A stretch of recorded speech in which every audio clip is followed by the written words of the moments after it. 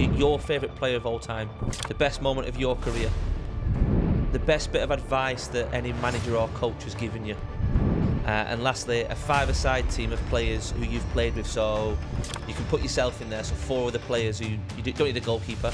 Hi guys, welcome back to Beyond the Tactics podcast.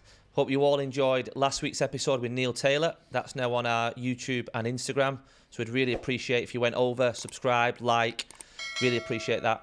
Just before we introduce this week's guest, just a big thanks to Sandbank Clothing for sending over a few tops for the podcast. So Harry, this week? Yeah, great guest again this week, someone who's played at the highest level and someone we've got to know in the region, a real good person, doing great things with his coaching. Just going to look back into his playing career and what he's doing now. So I'd like to welcome Danny Guthrie. How are you, mate? Cheers, fellas. Yeah, I'm good. Yeah, I'm pleased to be here, to be honest. Yeah. Good. Yeah, really great to have you on, mate. So just going back to the start with you, obviously your playing career. Did my research on you, and you started off with United. Is that right, as a youngster? I was at Villa first, actually, when I was about 8, because I'm from the Midlands, so Villa was the biggest club around the area. So from grassroots went to Villa, did a year or so there. Then obviously Man United was sort of, I was going there, in the school holidays and half terms and staying in the hotels and training, and then never really committed to anything. And then Liverpool come along when I was like 11, I think, and did show some commitment, and then I was full time there. Yeah, Amazing. Nice. That Liverpool jump, then obviously, could you see the difference from obviously like Villa to Liverpool? Was like some of the top lads at Liverpool then? The thing I could see, Liverpool's setup was brilliant. They had the academy had just been, it was sort of new, and the facilities were unbelievable in Kirby. So that was a big difference. But Bodymore Heath was brilliant, and Man United's training grounds like the Cliff. I think I was going to Littleton Road, loads of history there. But Liverpool's new facility and sort of the Gerrards were just starting to break through and stuff like that. So it was a little bit different, yeah. How was your youth team there? Obviously, you stayed at Liverpool then from 11, and then I know eventually we'll touch on it in a bit, but you made your debut there. How was your pathway through to like? Could you see yourself playing for the first team? Was that talk at a younger age, or? Yeah. Do you know what? I always say I never thought I wasn't going to play. I always thought I was going to play for the first team without thinking, because I always felt I was in the top 2 or 3 in my age group, and I was always getting pushed to go and play in the next sort of age bracket as well. So I always had the opinion I never hit a wall at any stage and thought, I'm struggling here. So I had a good progression, and it was just down to like every session, just wanting to be the best at everything I did, whether that was running or I wanted to win the sort of, if it was a fitness or a run, passing drills, I wanted to be the best. And sort of a pleaser, really. I always wanted to please the coaches and go that way. So, I always felt I was in the top 2 or 3 in my age group. So the journey was okay, Yeah, that's good. I think it's really good, obviously, listening to that, because a lot of people probably won't understand, but we spoke to a few guests on it, and there always seems to be like these professionals that have been at the top level, like yourself, other ones, they always have a similar story type thing to saying, I want to be the best. Whereas some kids now just think, like next week I'll be the best. Don't worry about this week. Next week. It's enthusiasm as well, isn't it? That intent every day. If I had not a bad session, but if I felt someone was on fire in the session, it'd drive me mad. Like the next day, I thought, like I'd go, like especially when I got older. Say when I went to, because when I was younger, my mum and dad had let me know, and they were quite like honest and abrupt about it, like on the journeys home. So they'd let me know if I wasn't at it or one of the best on the day. And then sort of, because at 15 I moved to Liverpool to go in digs. And they sort of like said to me, well, it's over to you now. We've done our bit sort of thing. And if I weren't the best at any day when I was full time, I'd go home and it would like drive me insane. I couldn't wait to get there the next day and just try and regain that sort of level and be the best in my group. I think as well, like from a young age, if you've got that, I mean, you see it now. I think when players are honest with themselves and know their limits and know what they're good at and what they're bad at, if you can get that mindset quick and you're honest with yourself, like you're saying, right, I wasn't the best, I wasn't at it today, tomorrow I'll be the best. And if you're honest with yourself young, that gives you a big stead moving forward, doesn't it? Because some people deflect and it may be this and that, but if you can got that mindset. But I think honestly, I can't, so I've got kids and my boy plays, and I can't do it like the way my parents did it to me. And I don't know whether that's because I've been through it, or like but I wouldn't ever hold it against my parents. But it did sort of shape me into like holding myself accountable, or I wasn't gaslit at any point in my life. So if I had a bad game in the academies growing up, or bad session, like I was told on the way home, and I was made to feel like, So it was just like, it was natural to me when I felt it when I went home after I went full time. So I feel like I was shaped to feel that way. It's funny you say that though, because when obviously bringing up your own children, you obviously take points from your parents, and then you think things you didn't like, and maybe that's something. Like I feel that I would never feel like I'd be harsh on my son now. I don't know. I feel like it's just all love. But is that good or not? We don't know. But you don't want to push people into a corner. I spoke to my partner about it, because he's got 3 sons, and they train with us each day. And he played at a good level. I think he got released at Forest at 19 or something. So he played at a decent level. But he's at his sons every day. You know, like every session, if one of them's not at it, he's on them. And I say to him, it's tough that. And he went, nah. But he said to me, because he's dealt with a lot of kids whose dads have played, and he said most footballers he comes across can't do it to their sons.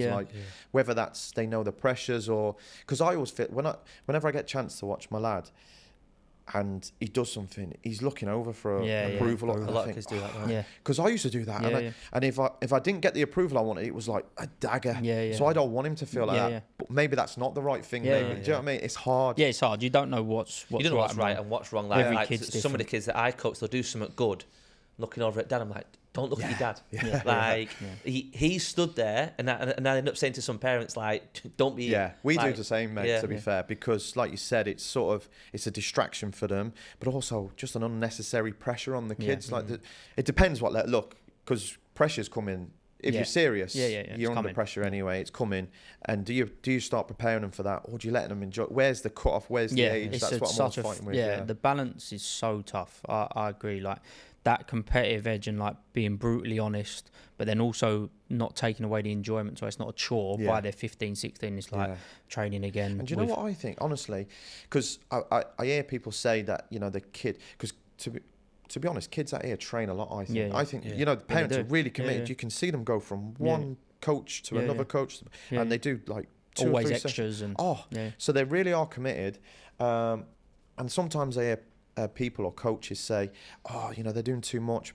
But I actually don't think they're doing too much, because I think when I was young, I played just as many hours, but it wasn't in an environment to be coached. Street to your brothers or your cousins. So I think the fatigue probably comes from the information they get. Bombarded kids now, don't they? Too much detail.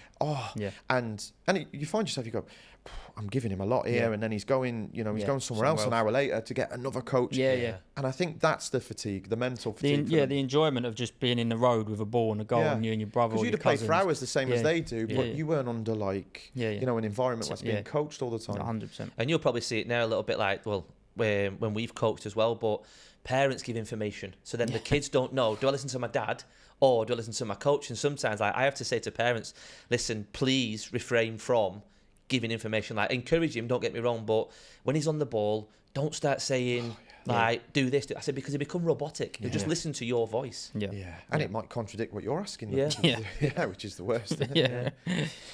So on to your debut, come off the bench against Reading in the League Cup. How was that, obviously, playing for Liverpool, obviously growing through from age 11 to then playing for the first team? It was brilliant.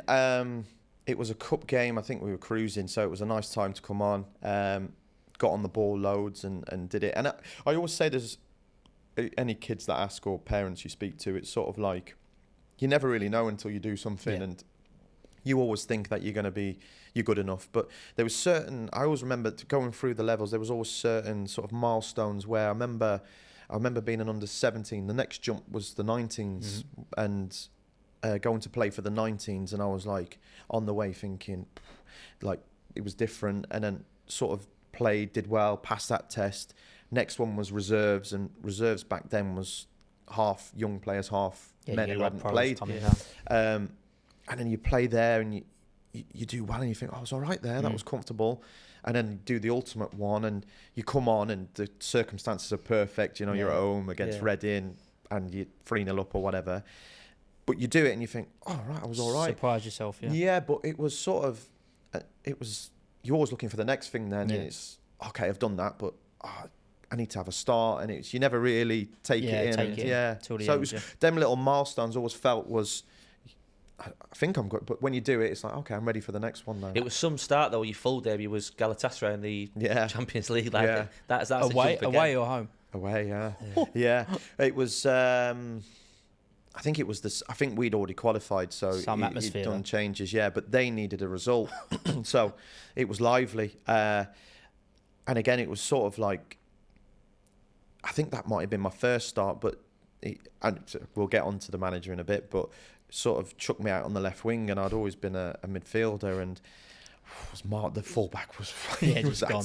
And it was a difficult one, but again, just another milestone ticked off. I loved it, but that was a game where even at that I was like coming off thinking didn't really do enough there, and beat myself up a little bit about it. You must have had, obviously the squad then though at Liverpool must have been in midfield was it stacked, like in terms of trying to get in? Must have been a tough.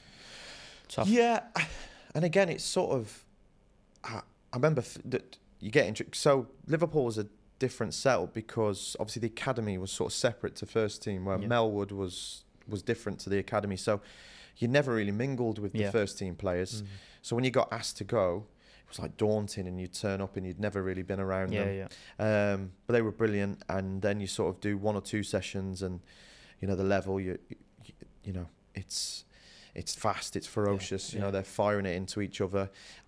But I think like good players always adapt. It takes a few days, and you know, they're waiting to see if you can adapt.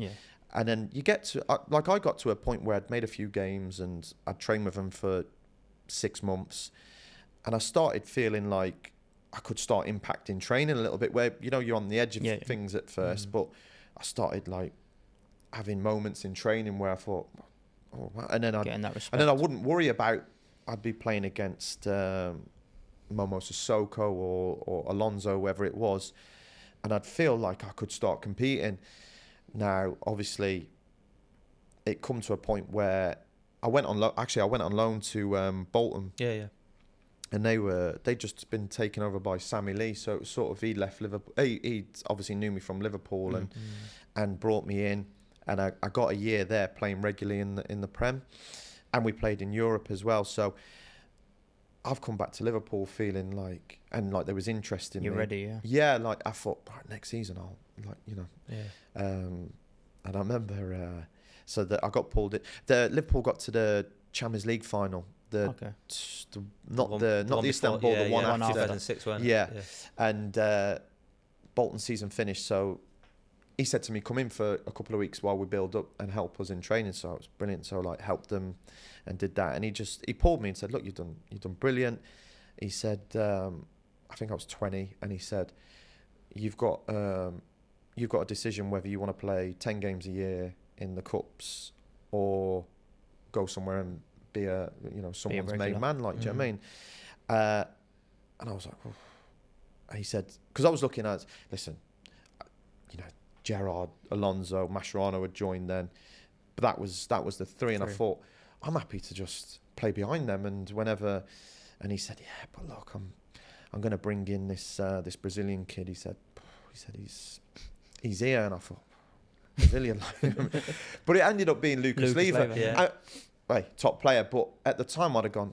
If I'd have known, I'd have gone, I'll have a go for a year, see if I can compete with him. But he said, look, if the right bid comes in, we'll accept it, and I hope you will as well. And Newcastle come in, Talking about the Bolton, the year, because obviously I'm a big Bolton fan, so like growing up, I'd have been 14, and the Bayern Munich won the 2-2. And that European run was some run there. It was a great year, and it was the first time I'd gone somewhere and been considered like, I've got a chance of playing every week. So, and they had brilliant players, and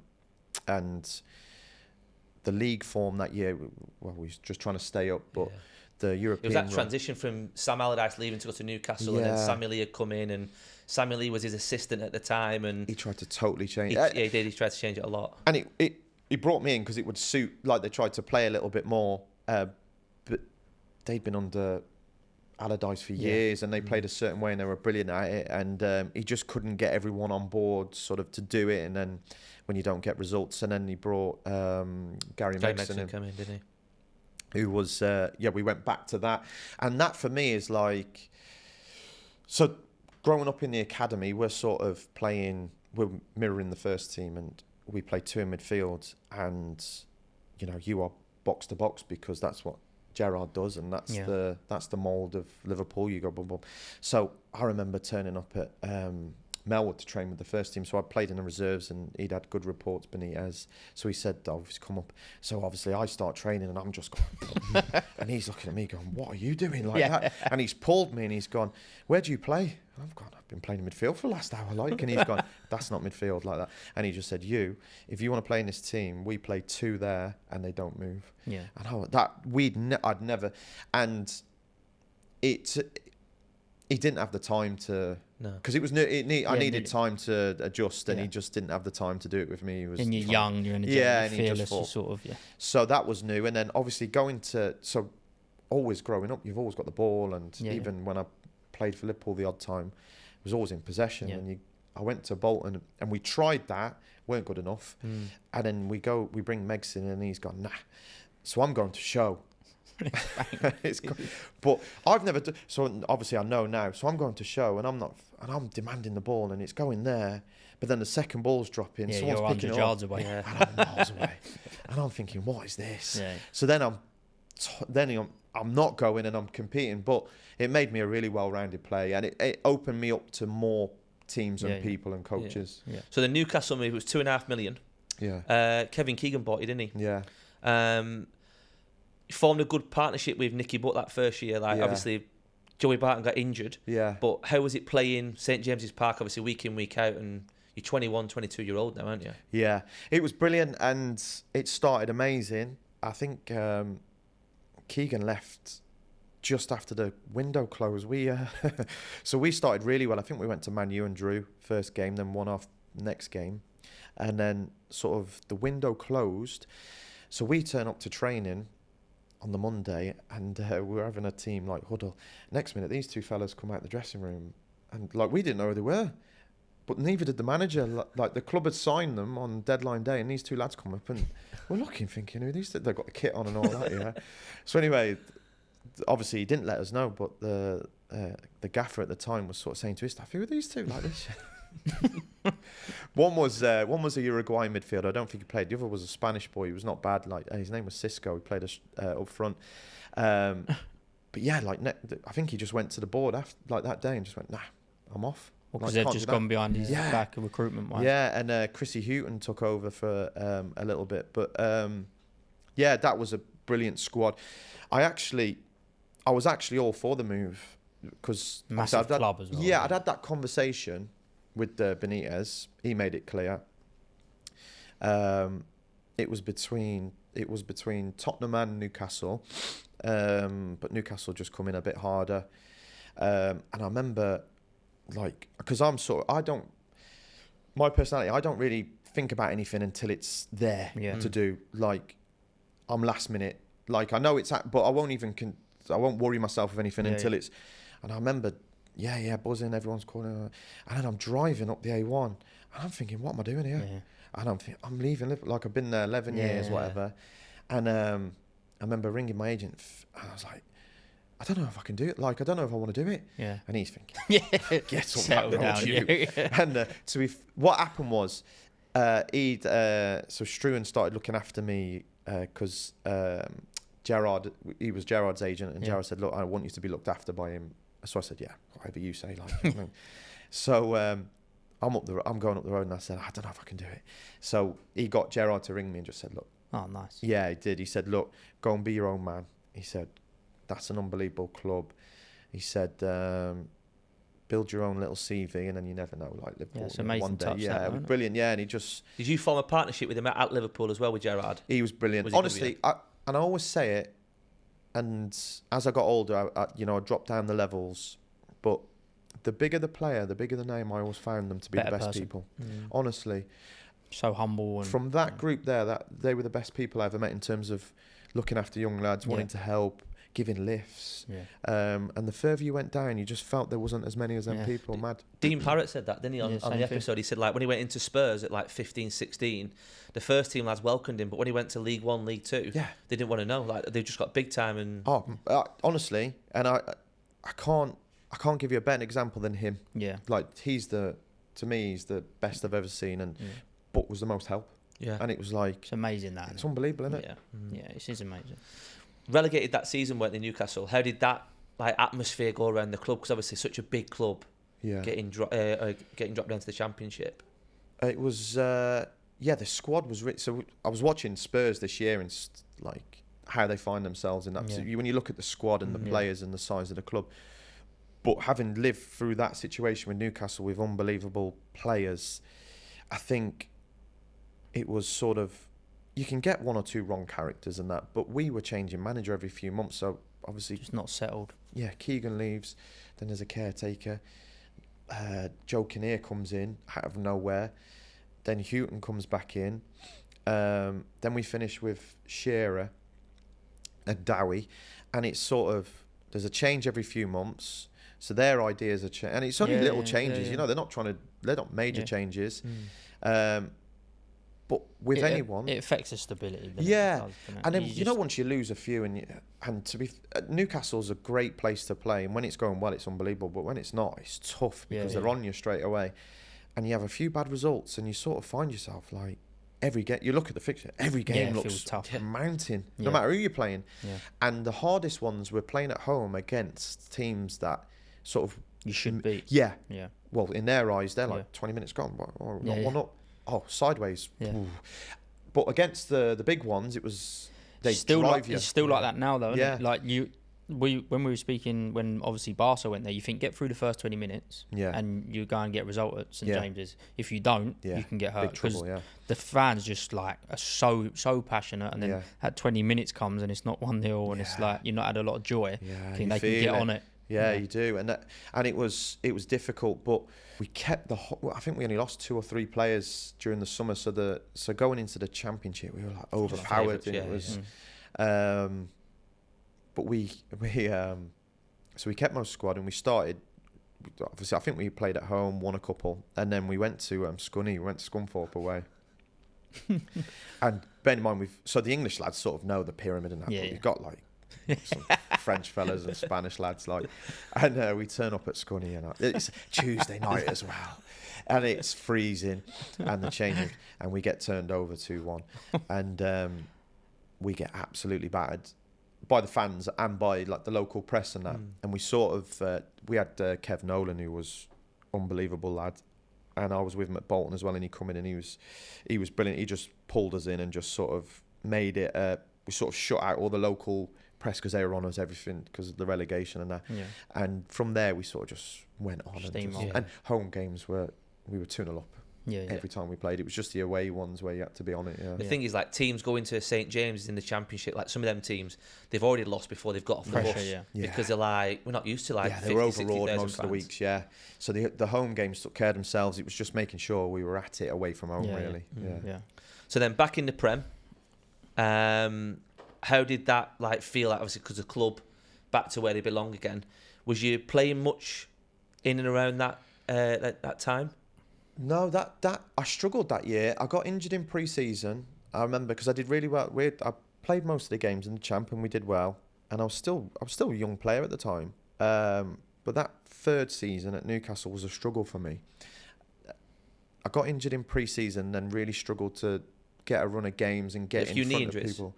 I had a knee injury in pre-season, and so I missed the first couple, and I was then I've like missed most of pre-season, and then you're always chasing, and you never I didn't play as much as I wanted to that year, and I was struggling a little bit.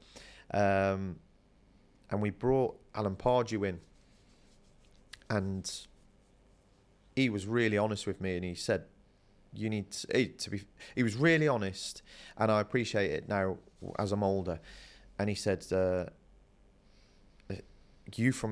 it's downhill from here from you if you don't get at it and in this team. And he said to me, "You'll be back in the Champ because you did well."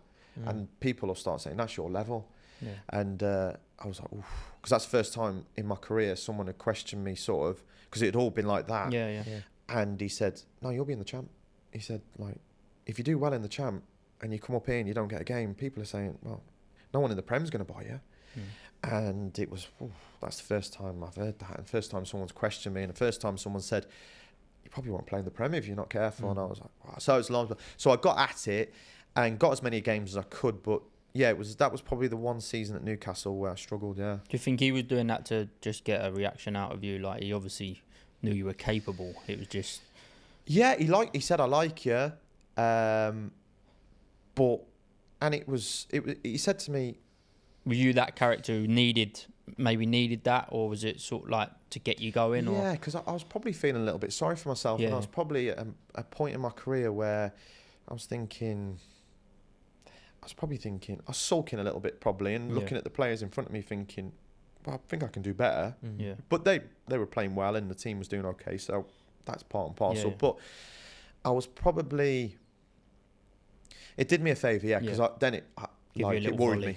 I thought, I don't like that. And then and he said to me, you're a lovely footballer, but you need to become effective. And I was 22, 23, and he said, you're not affecting the game enough. Now, we're Newcastle, and we're mid-table. And he said, we're not going to have the ball all the time. You need to be effective. And that's when and I always say, it wasn't until 23, 24, 25 where I started, I actually learnt football in terms of... Off the ball stuff. I was a bit, probably, a little bit stubborn and a little bit, no, I play football this way and this is how football should be played.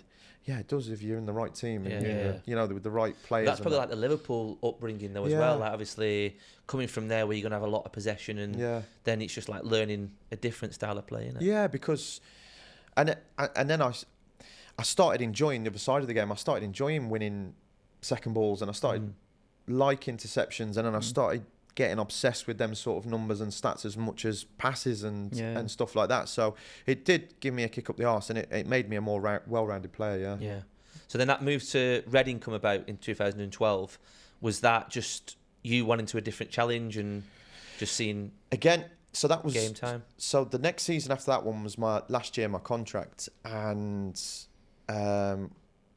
we were flying that year at Newcastle. I think we finished 5th in the league, and I was playing from January on. I was playing most of the games because we switched to a 3 in midfield because we had to accommodate Ben Arthur because he couldn't play in a 4-4-2 or 4-4-1-1 because he wouldn't do the defensive side.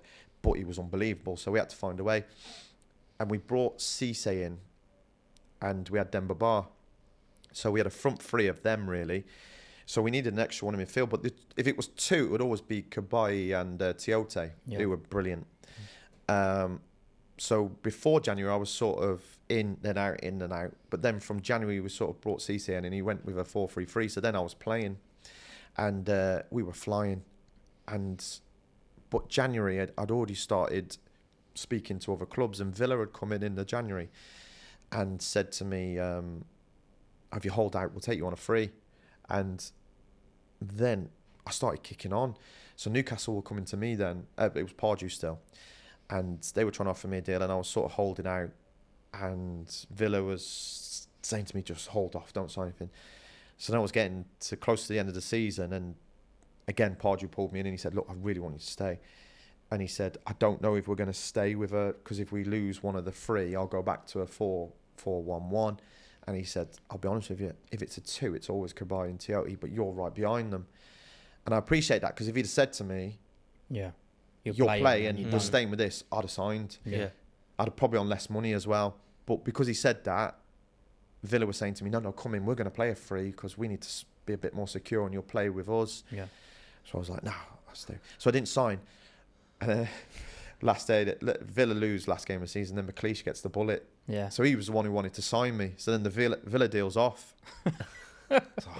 Newcastle gone to a 2. Yeah, Newcastle gone to a 2. McLeish has gone. So then I've gone, I'm looking around, and then West Brom come in. And West Brom would have been comfy because I'd have gone back home to live. Yeah. And they were brilliant. I think it was Dan Ashworth at the time, and they were sort of, he was good as well. He just went, look, this is the offer.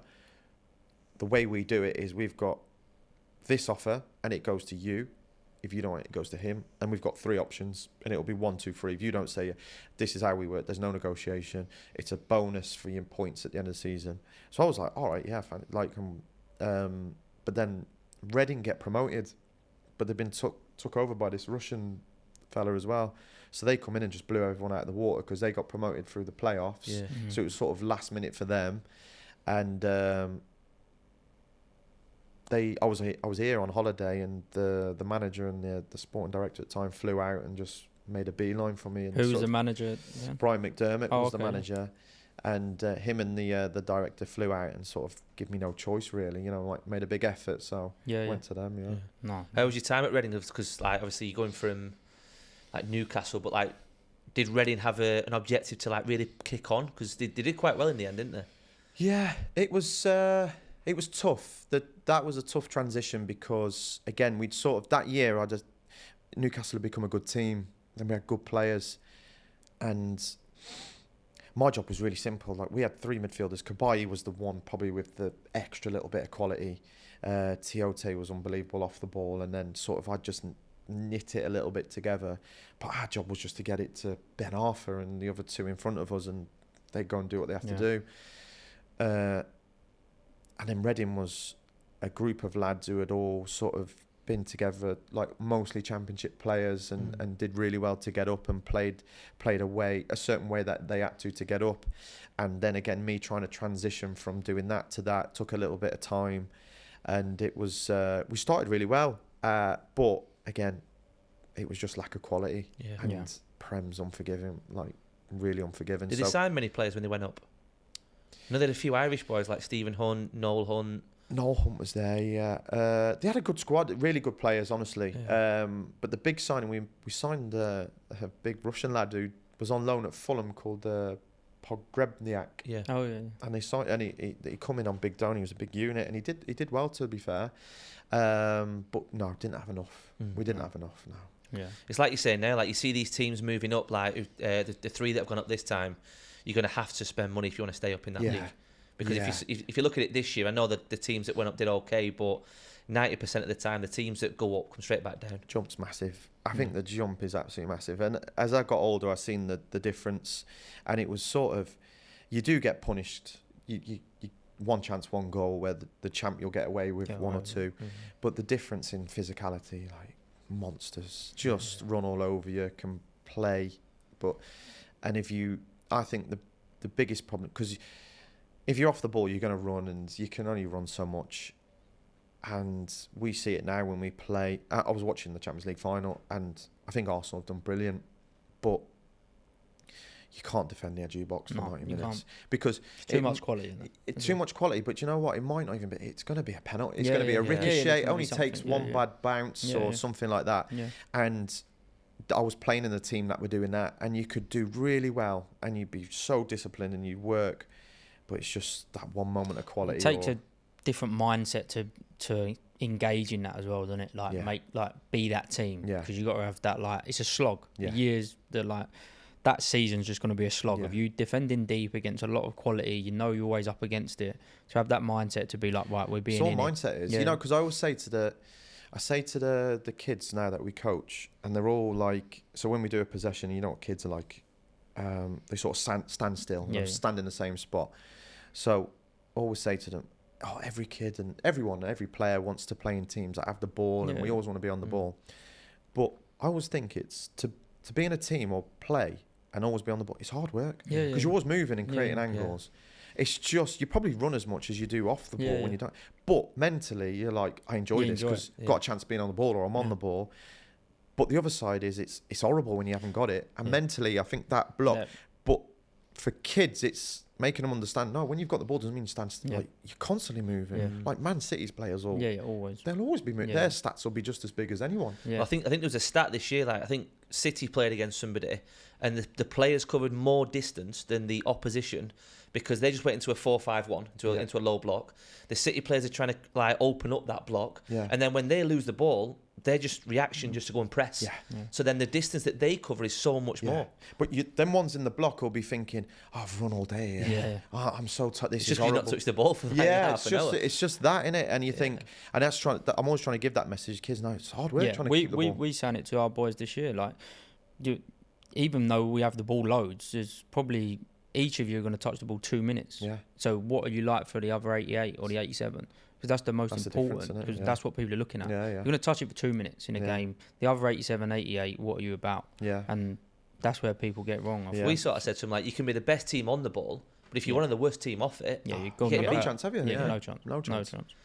So then, after the time at Reading, you moved to Blackburn.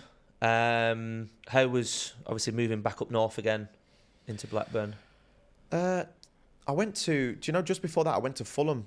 Oh, you went on loan, didn't you, to Fulham? I went on loan to Fulham. So I was coming to the end of, I'd done, I think, 3 years at Reading. And Steve Clark come in at Reading. And got into the last 6 months. And I was on good money still. And the club had not been in the Prem for a couple of years. So the parachute was stopping. And he said to me in the January, look, you're not going to be here next year. You're not going to sign for what we would offer. We're not offering that anymore. So I'm going to start using sort of the young lads who I think will have to play for us next year. So I was like, oh, no, that's fine.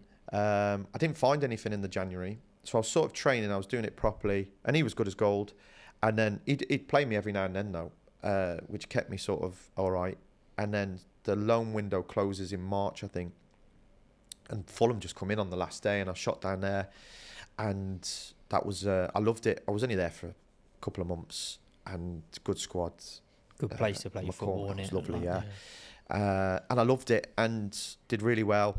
Stayed fit because that was my biggest challenge. And then sort of end of the season, I was like, right, they would come to me and said, like, we'll keep you for next year and whatever. And I was buzzing.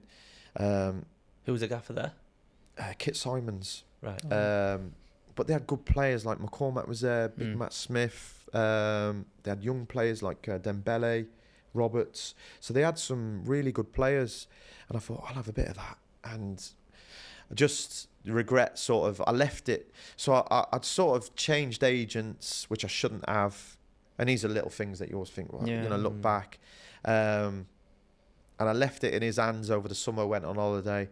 And I should have took more control. And he was asking for sort of money that I was on at Reading and they weren't going to do it. But he never really kept me informed and wasn't saying, oh, they've said no.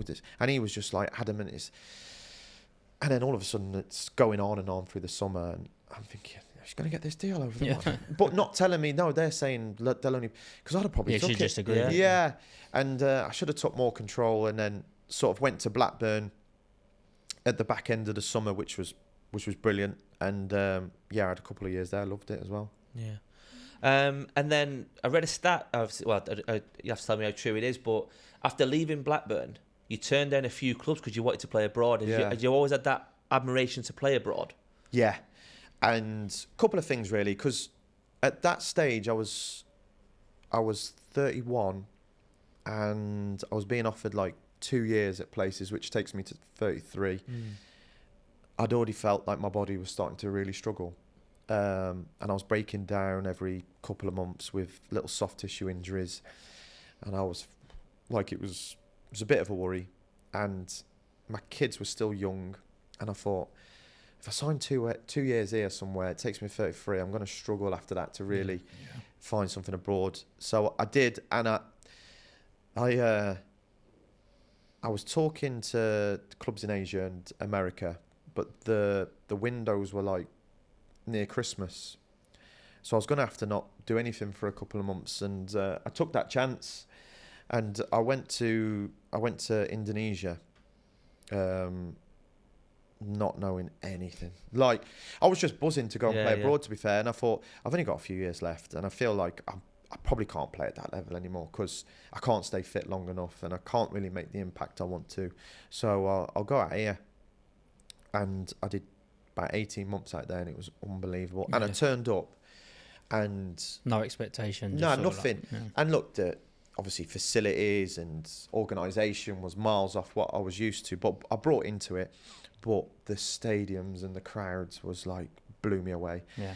And it really opened my eyes to sort of, and you'll know, we're speaking to lads at the Falcons and the boys who come in who want to go and play and have careers, and we did the same at TFA, where lads come in, and especially African boys who are looking, and everyone's always like, I've got to go to Europe. I've got to go and play in England. Explore that market, do they, in Asia? No. And I'm like, I sit down with them, I go, but you know, when I went to Asia, there was lads, right? The market's not explored here, is it? It's strange.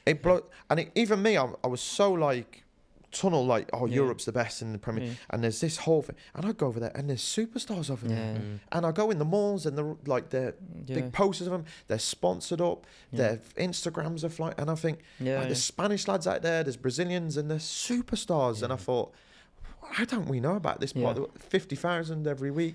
So I was always trying to push people into that direction.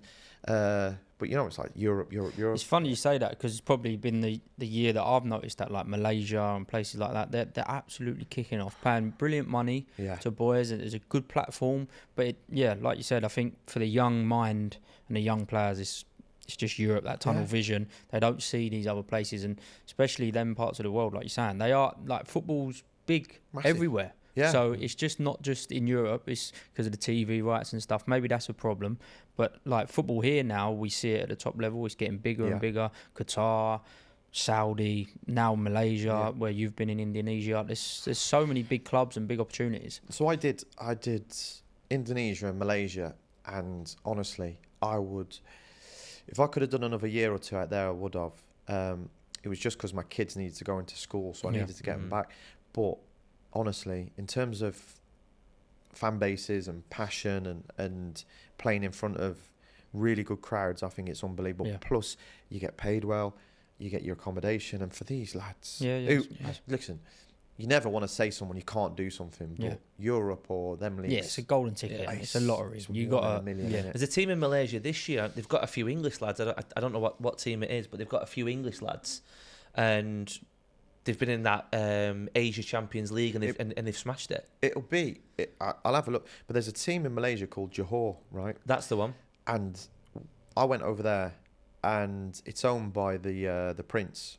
The stadium and the training ground, incredible. Honestly, like wouldn't be out of place in the Prem. So their facilities were unbelievable. The players had, so they had, at the time when I was there, it was sort of went down like a South American route, and they had ex-La Liga, and they were top. And they win their league every year. They go and play in the Champions League, but their setup was unbelievable. It's amazing. It's an amazing place to play football for sure. So then you came back after and spoke about with the kids coming back into school. Did you just sign back at Walsall just because it was like local, obviously back at home? And it was. So I wanted them to. They've got cousins and stuff like that. So I wanted to be based in the Midlands. And like I said, I was 33, I think, when I came back. Pushed for I wanted Shrewsbury really, because it would have been they got a nice stadium, good club. Then Walsall come in, and Darryl Clark, the manager, was unbelievable, brilliant. And I did a year about a year, but then COVID comes, so it sort of derailed everything. The first year was good, and then we went into lockdown. We come back, and them clubs at League 2, League 1 really struggled with no fans coming in and no revenue. So sort of contracts and salaries started taking a hit. And so I tried to come back sort of after the lockdown and stuff like that. And I don't know, only could have been a couple of months, but that couple of months, my body just shut down. And I remember coming back, and we did like a little mini pre-season, and I was so far off it. And that was and I thought, right, I'm done. And went and seen him, and he said, because I was going to play for nothing basically, and just said, I just can't. And I used that as sort of the excuse that like I didn't like the deal, but in my mind I was like, I'm gone here, I'm totally gone. So I that was early on in the year, and I was done. I was finished. But I was coaching in the academy, so I was doing bits and pieces at night. And I went like 6 months, I think, or something like that, without playing, and didn't touch a ball, wasn't really doing anything. And I get this call off this fella from Iceland, and he's like, do you want to come and play? And I was like, nah, No. Like, I've not done anything for 6 months. So I was out of shape. I was like, I put weight on and stuff like that. And he was like, no, we need you to come out. They were like top of the league. And he said, we've only got like 3 months left. We just want to make sure it's over the line. It'll be we were like a big club. And I was like, mate, I said 3 months. I said, it'll take me 3 months. Yeah. He went, no, please. And I was like, no, I can't. I said, I don't play anymore. Like, I'm coaching. So anyway, he rings me back and he goes, I've got an idea. Come in and be a player coach for us. You can do your coaching with our first team, do the sessions and do it like that. So I was like, like it. I can't go on then. So I go out there and I'm in Reykjavik and it is unbelievable. Yeah. Like, absolutely loved it. It was beautiful. Brilliant squad, brilliant lads. And I turn up and training. So they work all day. But they're full-time, but they work all day, but they train at night. Okay. So they have 2 jobs. So I'm waiting till at night to train. So again, like, you know, being a snob, I'm thinking, just go in and just do a little bit. Yeah. Mate, they were at it. Yeah, they were good. Yeah. And they were popping it. And I was thinking, what am I doing here? Yeah. So yeah, I said, I'll do the possession. Like, I'll come out and just coach it. Come out, yeah. So, and I knew I was done because I weren't bothered if I was playing. Yeah. And all my life, I'd always been a nightmare. Like, chomping at the Monday, I'd be knocking, especially if we lost, I'd be at the door. And I was like, if I weren't starting, I weren't that too fussed. And I could feel the manager, like, feeling awkward that he wasn't picking me. And I just went and said to him, mate. And they were winning games easy. And I was thinking, I don't even need to be here. Like, you're winning every week, like, cruising. Yeah. Midfielders are doing all sorts. But I absolutely loved it. And I played the odd game and we won the league. And then that was it. I was done then. I was mentally done anyway, but I was glad I did it. I loved it. Did that give you the bug to coach like even more? Because I was worried to death about what I was going to do after, because I didn't enjoy coaching in the academies. Yeah. I was doing it just to do it. Yeah. And I tried a little bit of media stuff while I was in Asia and didn't enjoy that. I wasn't comfortable doing it. So I was really worried. But going straight into like adults in the first team, I think that sort of flicked a switch for me. Yeah. And I was like, oh, I enjoy that. And I was getting a little bit back off there. Maybe my session was not at it, or I made mistakes with the sizes. So I thought, I enjoyed that. And then I come here, straight after that, I come here on holiday. Once I finished, it was like, I think they finished in like October. And then I met Ali, who's become a really good friend out here, who's a Liverpool fan. And I needed to complete my B. But they'd shut St. George's down the May before, so I couldn't get assessed. So they'd said to me, you have to come back next May. So you've got a year to do something. And he said to me, come out here until May to just keep up. And I rang the rep and I said, can I coach anywhere? Like, and he went, yeah, as long as you're getting your hours in, and then come in May and do your thing.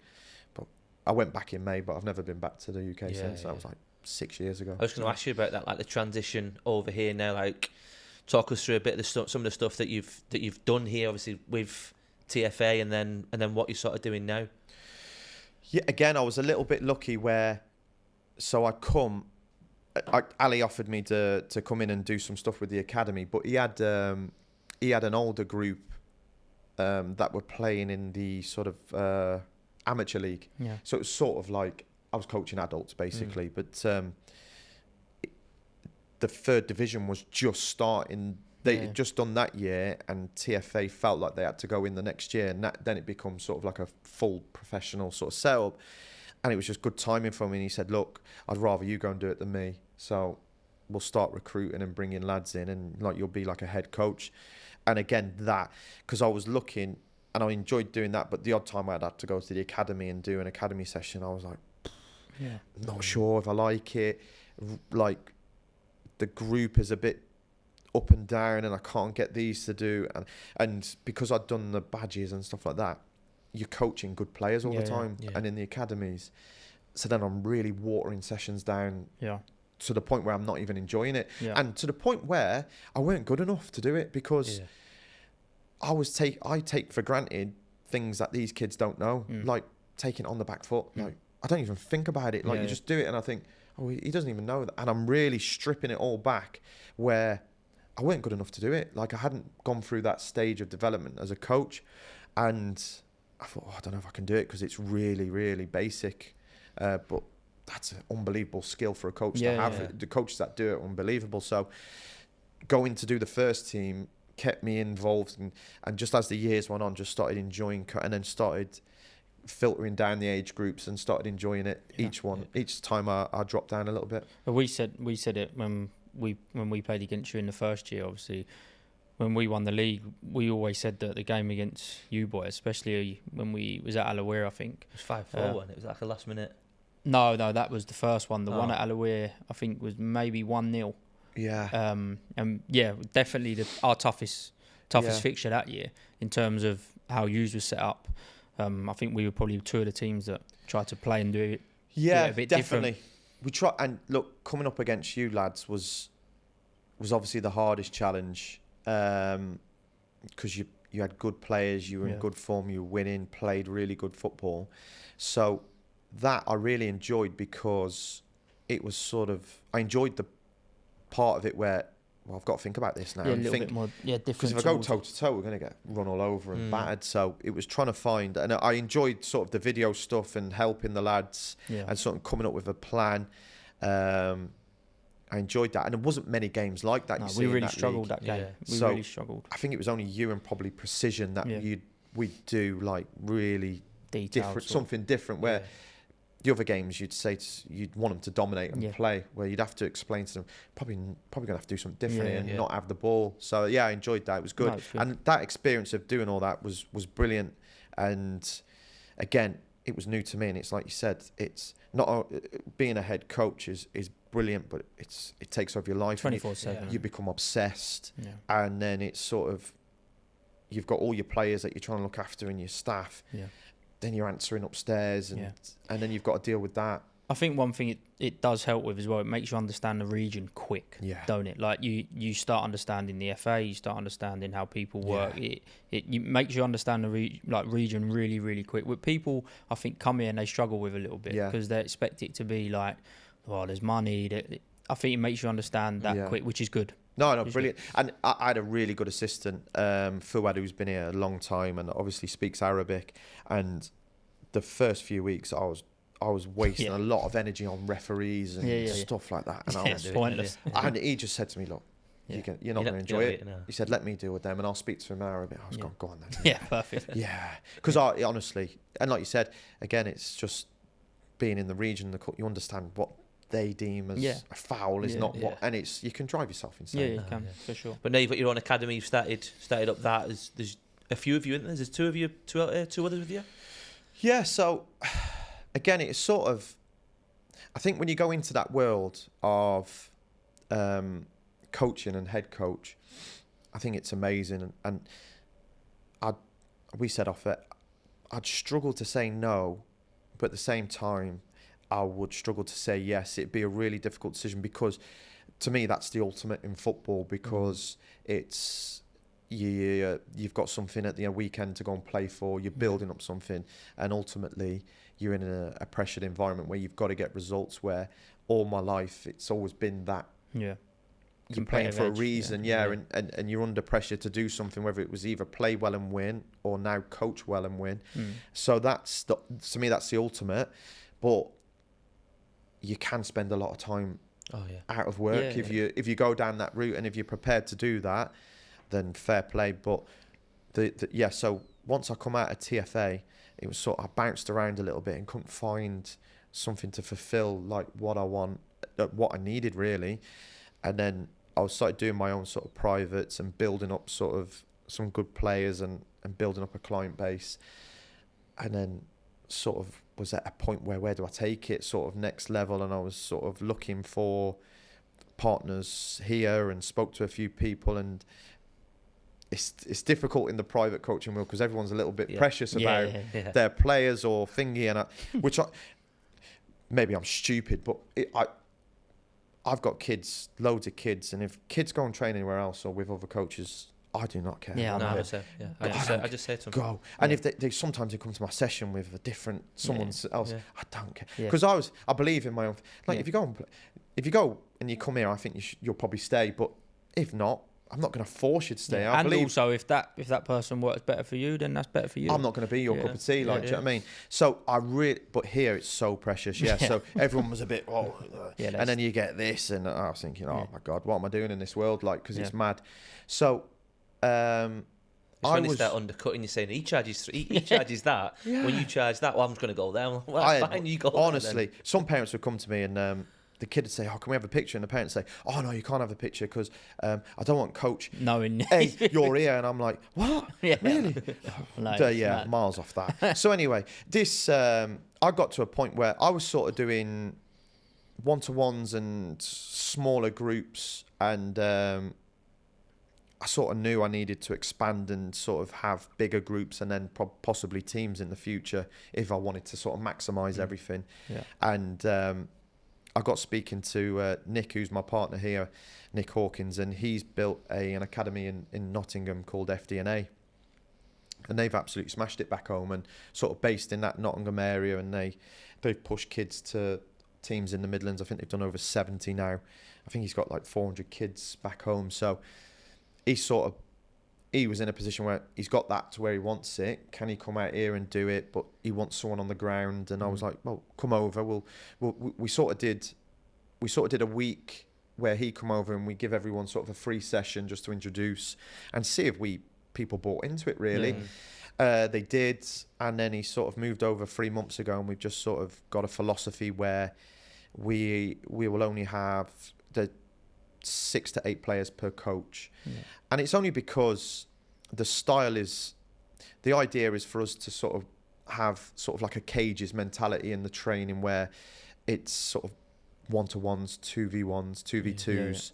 The kids are in that environment and on the ball every 3 or 4 seconds because there's only 6 to 8 players. It's quite intense, quite demanding, but the energy and the vibes are really good, and each coach will have that. And we've brought in Jamie, because we needed another coach because we're sort of up to 18 players a night, and we sort of cut it off at that and say we'll do 18 a night. You can come once, twice, 3 times a week. But kids, and just because of that sort of style where they're forced into a lot of uncomfortable situations. Something different. When I played, like if we were doing 1v1s, I was thinking, who've I got? Don't give me him.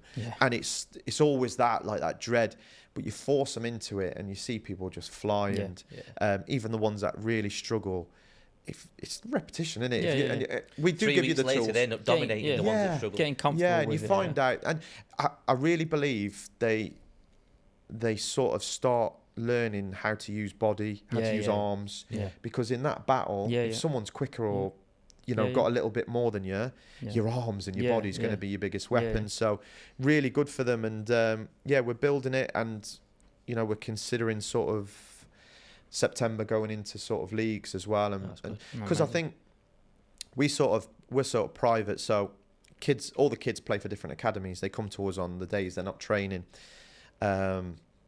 And we really believe in what we're doing, and we don't sort of run any academy down or session, but to us, we feel when you've got 12 to 15 kids, it's hard for a coach to sort of give enough to each one, and the intensity drops, then they're touching the ball less.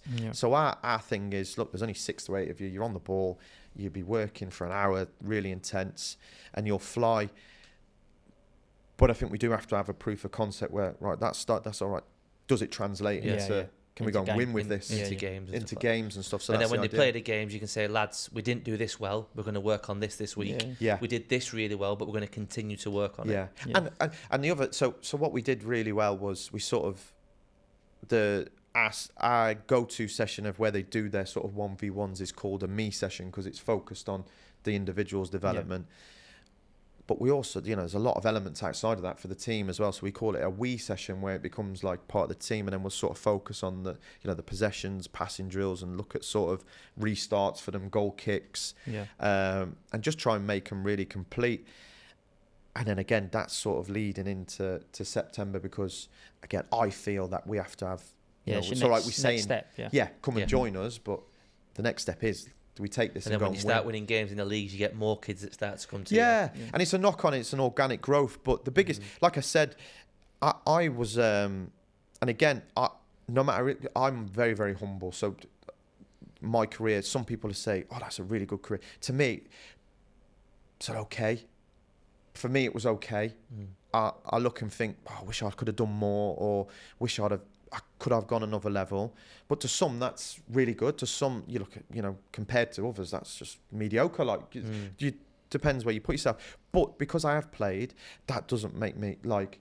That has no effect on my coaching, how I coach your product kids. sells, don't it? Yeah. If your product's good and you're bringing players to sessions and you're delivering correctly, then the that's only the thing it ultimate, does for me that I think is makes me relatable to a kid. Yeah. Where they can ask me a question and I can go, yeah, I was in that situation. This is how I dealt with that. Yeah. Or how did you do? Was you in this? And it just makes me relatable to a parent or player. Yeah. But in terms of coaching, it does not make me any better than anyone else. But I feel like just having that experience of being in a situation where they want to get to, that's my only advantage. And that will help you guys obviously loads when you do go into teams and you've got that different fallback for sure. But like I said, so even me, I'm still learning and still evolving as a coach, and probably still stubborn sometimes where I think my way's right, and we get a lot of stick online, and some coaches have a nibble because when I was talking to Nick, most of their social media was about sort of clips of like ball mastery and turns and saying like do the Kocha or the Joe Cole, and I used to think, no, I'm not sure about that because I don't know how that translates, so I don't know how that pushes on. So I was like, when he was speaking to me, I was like, all right, mate, like let's have a look, but I'm not a big believer in that. That's not my style. And he went, okay. So anyway, and I looked, and the media he gets so many comments about how it's rubbish and this and other coaches comment, and I was in that bracket, I think. But to be fair, when the session started, it's only a warm up. Like it's used as a 10-minute mastering warm-up. the ball. You're mastering the ball. Yeah, and the names, people say that's a bit cringy, the Joe Carr and this and that. But it's just so they remember what they're like. They can. There's a name to it or a face, and they go, "Oh, I remember that one." And then it's just a pattern, really, and it's used as a warm up tool to go straight into the really 100%. Intense work. So it converted me, and I was like, "Oh yeah, so it's not." And then you see lads actually trying it sometimes in a game or session. So that's the ultimate. I think that's the main thing as a coach. You've got to be like open minded and lean on people. Like I've said it all the time since I've been here.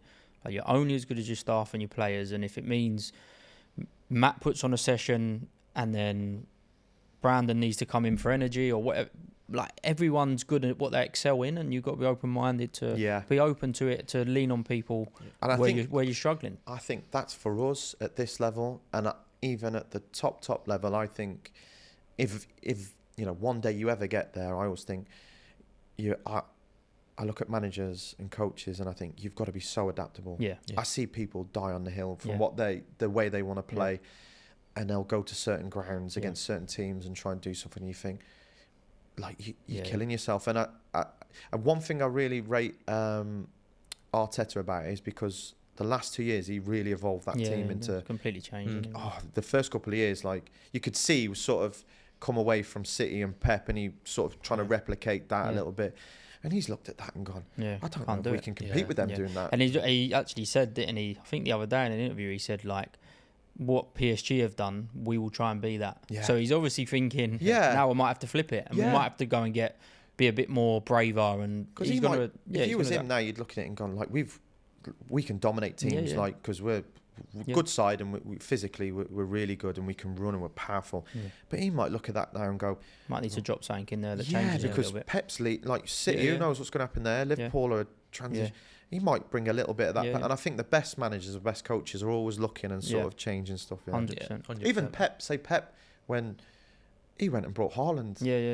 Yeah, you'd have never imagined him. Even you look at the goalkeeper. Losing Ederson with Donnarumma's like, Donnarumma can't even play. Ederson's everything for you. Kanjis and all these fellas. He started bringing in big boys, like anything. They're the best. Just adapt all the time. Brilliant chat, mate. We could go on for so long, couldn't we, as well, just talking about it. Just going to finish off with some quick fire with you. So, your favourite player of all time? Gerrard.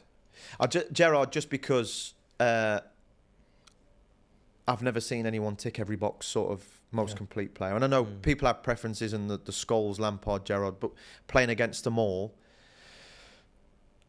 I would not want to play against him. Yeah. Just a monster, yeah. The best moment of your career? Debut. Yeah. The best bit of advice that any manager or coach has given you?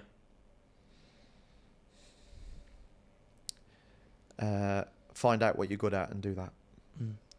And lastly, a five-a-side team of players who you've played with, so you can put yourself in there. So 4 other players who you don't need a goalkeeper, but 4 other players who you've played with. I'd go Colaccini. I'd go Gerrard. I'd go Ben Arthur, striker. Demba Ba. Yeah. I don't want to pick myself. I'll go Alonso. Yeah. Nice. Oh, amazing. Yeah. Perfect.